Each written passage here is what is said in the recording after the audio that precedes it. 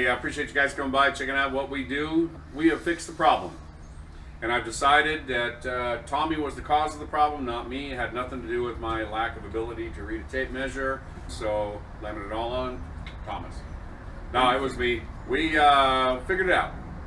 We figured out I made a mistake, and we got it cured. So, not necessarily on YouTube, but my friends, boy, I have not heard the end of it. So, that's all right. At least we get off the couch and do something. Well, sometimes 2 inches makes all the difference in the world. That little girl right there is going to be welded right back in. And we are going to fix the problem that I created for myself. We've taken a ton of measurements now. If it's wrong this time, it's going to stay wrong.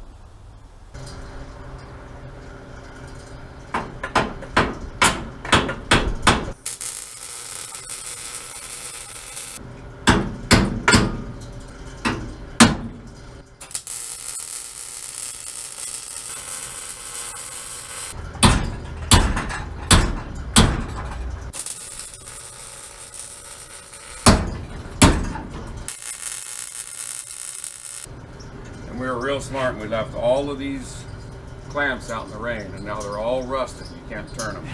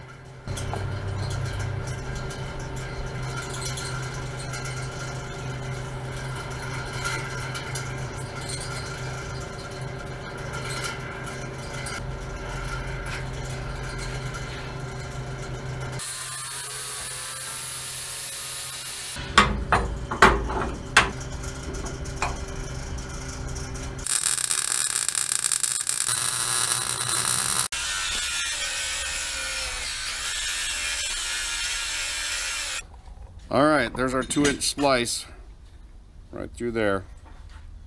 We also fish plated on the back. You can see the fish plate right down there.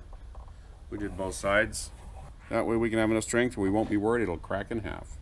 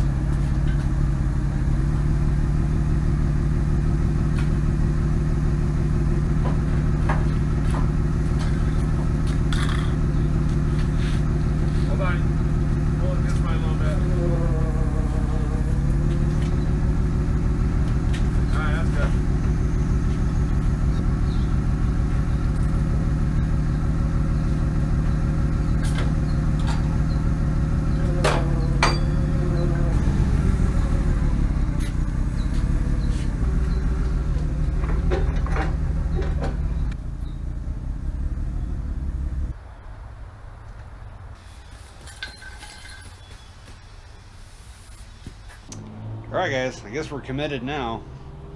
So you saw we adjusted the frame length. The wheelbase is good now. Oh my gosh, what happened to the wheelhouse? Well, because the truck's going to go down.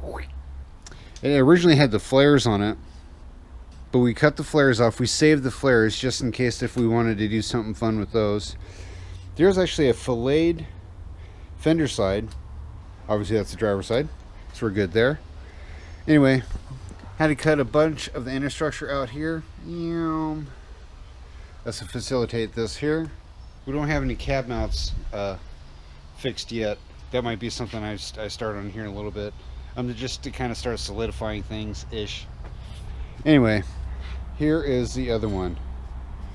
You see the line, so I got to cut that off. The bad thing is on the inside, the inner panel is actually welded to this towards the back, so you have to get kind of funky chicken with that.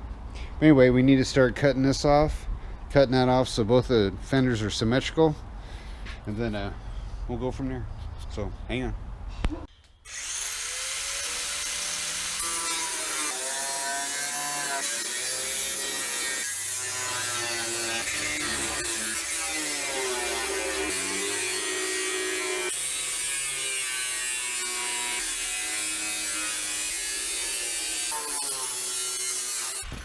Let's see what we got.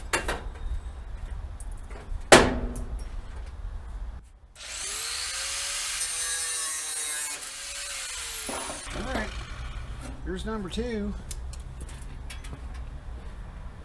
What I had to do the other one was cut this guy, and then because I can't get to this panel without this out in the way, so then I have to cut that. Anyway, I pretty much horizontally cut this whole opening on that side. So I'm going to have to duplicate it here. You all know the back and forth, right? Right.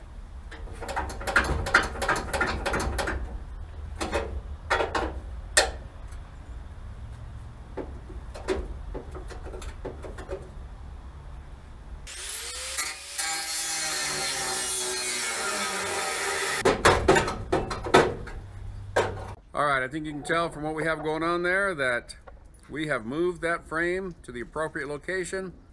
There goes my dog. And it is way, way better than it was. It's gonna work out real nice. All right, we got the frame stretched an additional 2 inches, so I should have cut 8 inches out of it instead of 10. We have our sides of the fenders filleted, and we're doing some mock-up, but from the picture you saw, you can see that we've actually moved the front end. Well, we moved the frame and did what we need to do. We have the cab with temporary mounts on it, so we're able to adjust it around and get it all lined up. And here in the near future, we'll get this thing running and driving down the road. But we have other things to do. We think you're gonna like them. Come check us out next week. Hey, we appreciate you guys coming by. And as always, thanks for watching.